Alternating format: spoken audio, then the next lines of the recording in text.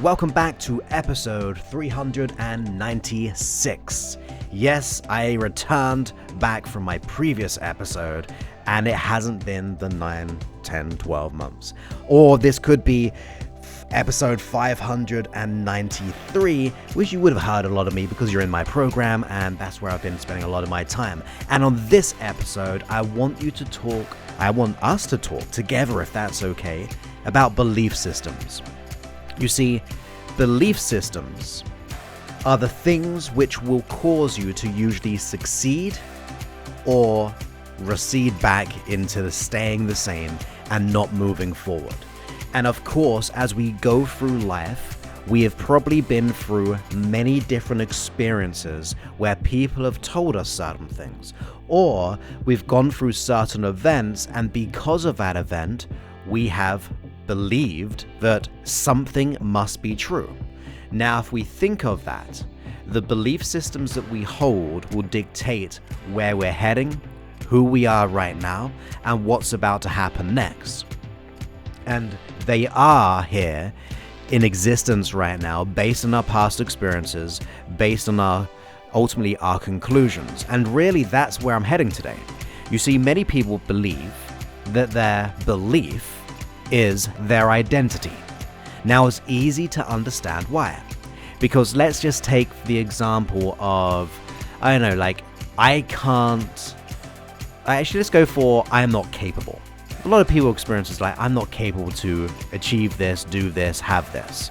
Now, when we say the word I am not capable, the I am is intending our identity. And our identity is the biggest thing, right? Is who we are in this world. Even if it's in only a certain context of your life. So maybe I'm not capable when it comes to a relationship or a business. The nature of having that belief will slip into all the other areas. So when we're saying things like a belief system like I'm not good enough or I am not capable, it is going to limit us because now it's limiting our whole identity.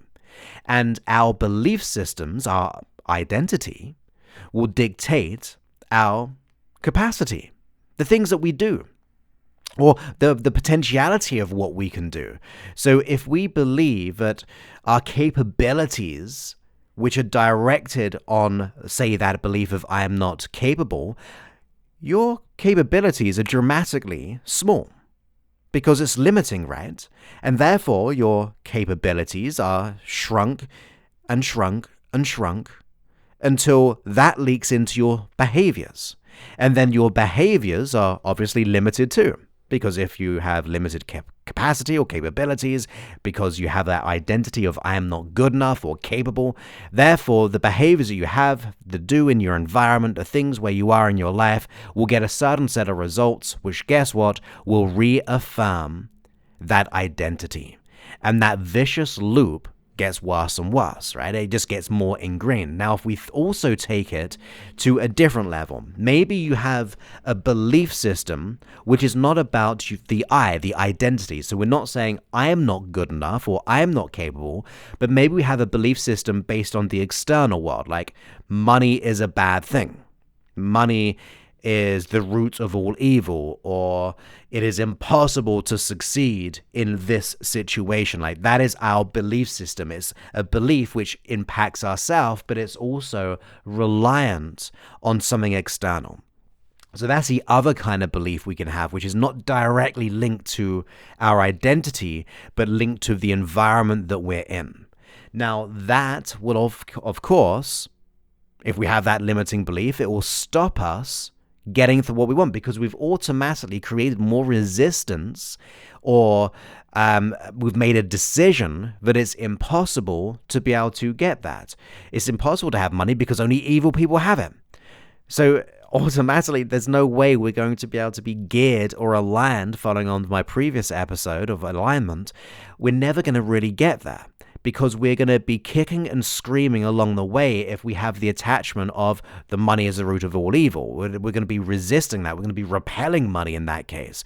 Or maybe if it's a belief like all people cheat, Eventually, they'll let me down. I can't trust anyone, which goes into a bit of identity because we said I cannot, but maybe it's based on someone else or a past experience which is creating that identity.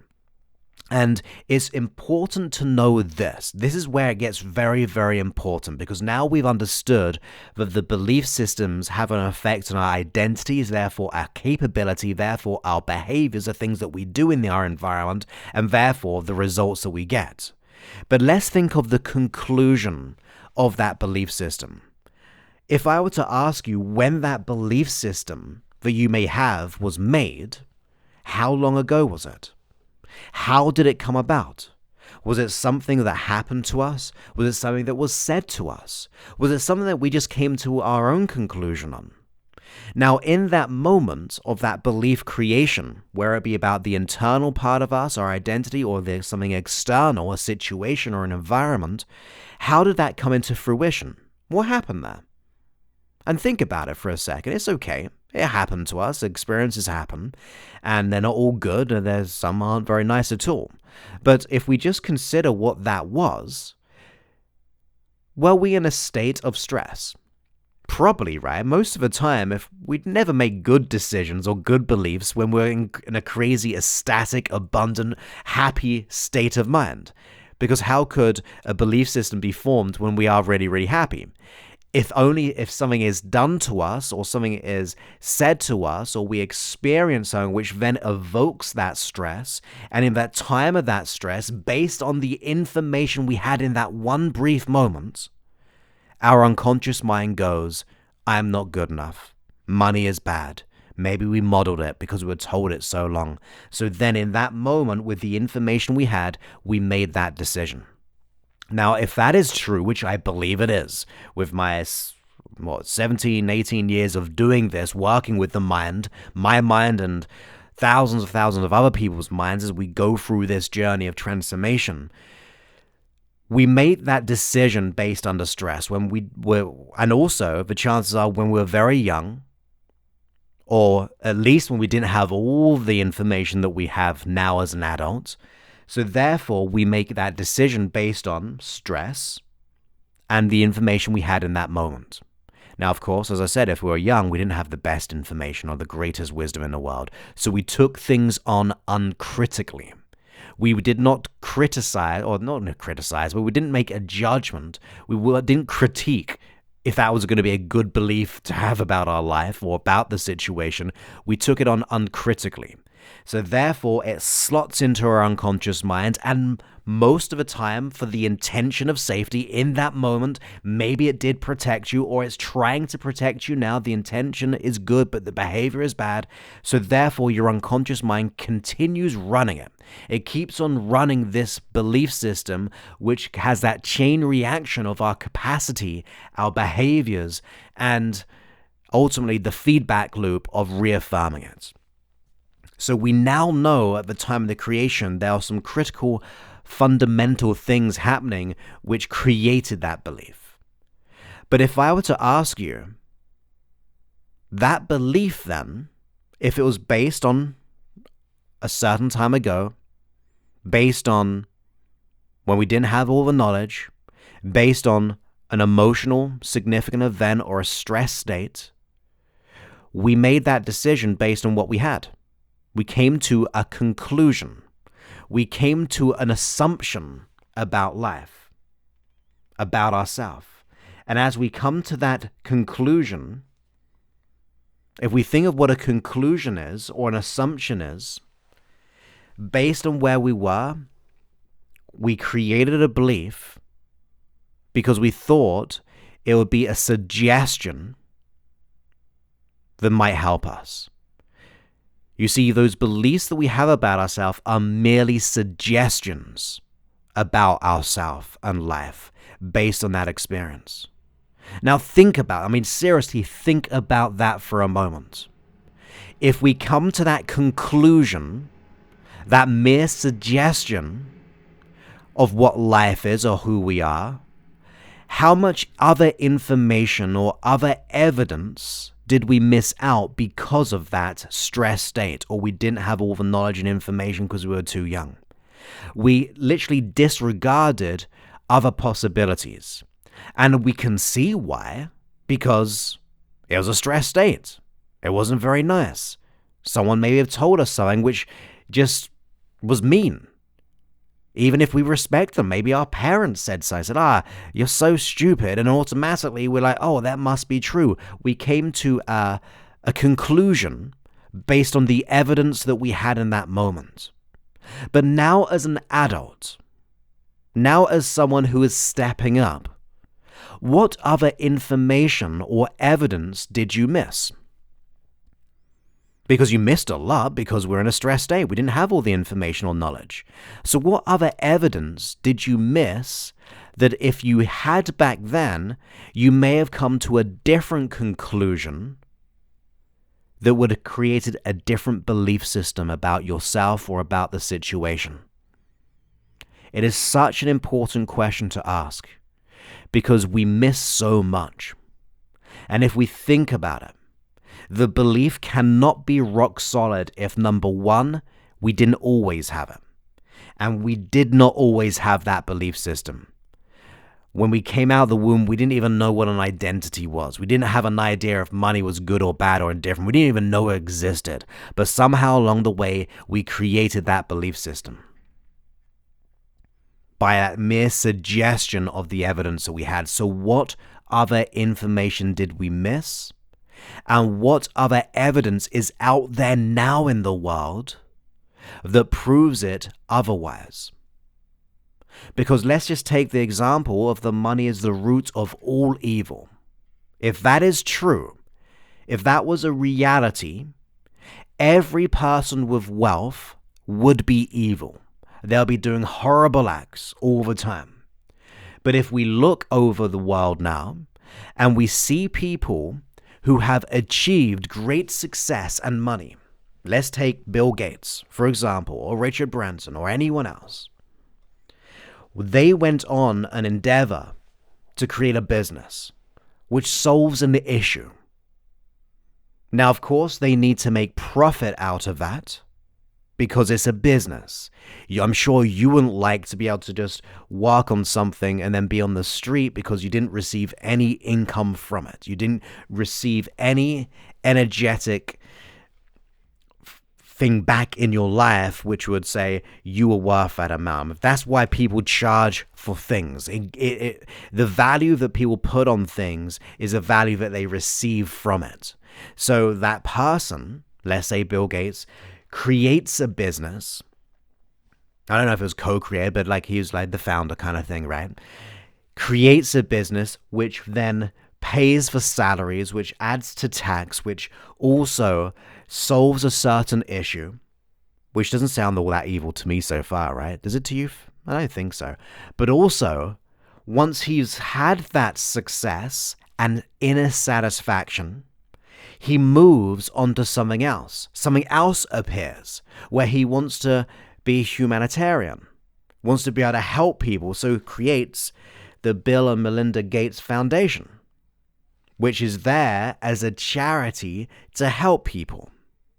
Now, that, like many others who have done that in the past, who have helped people, money cannot be the root of all evil. Do you know really what about money?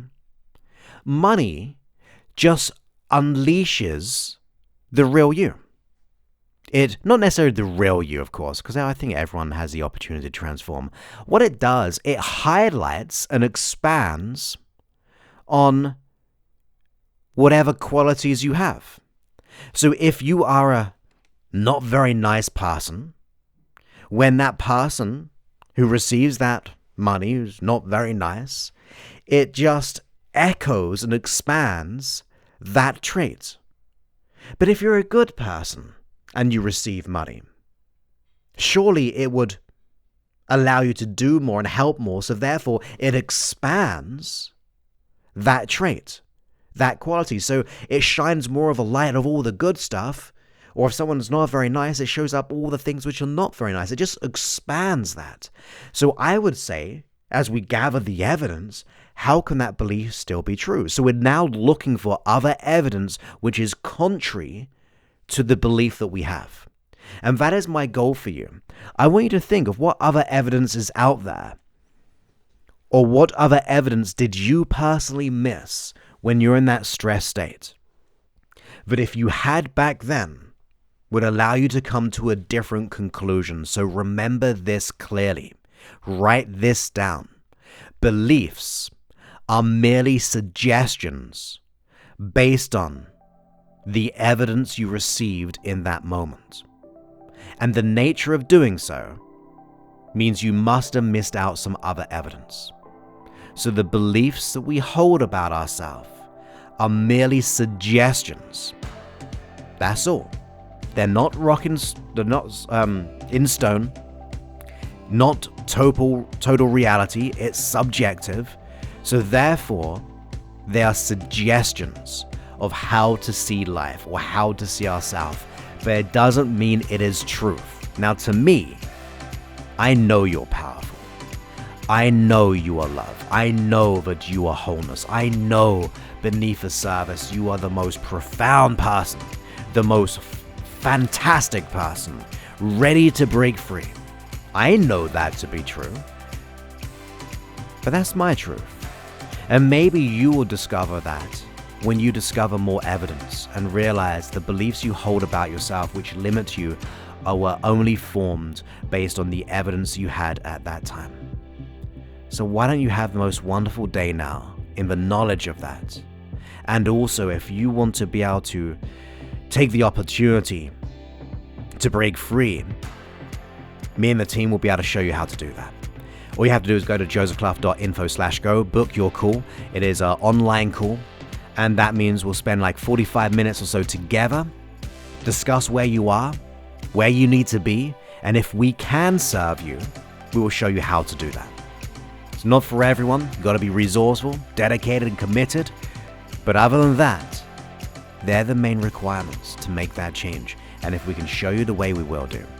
And that is what we'll discuss.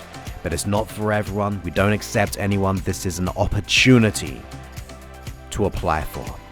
So that's josephclough.info/go. But enough about that. You have the most wonderful day, and I look forward to speaking to you on a future episode in the very near future. Many thanks and goodbye.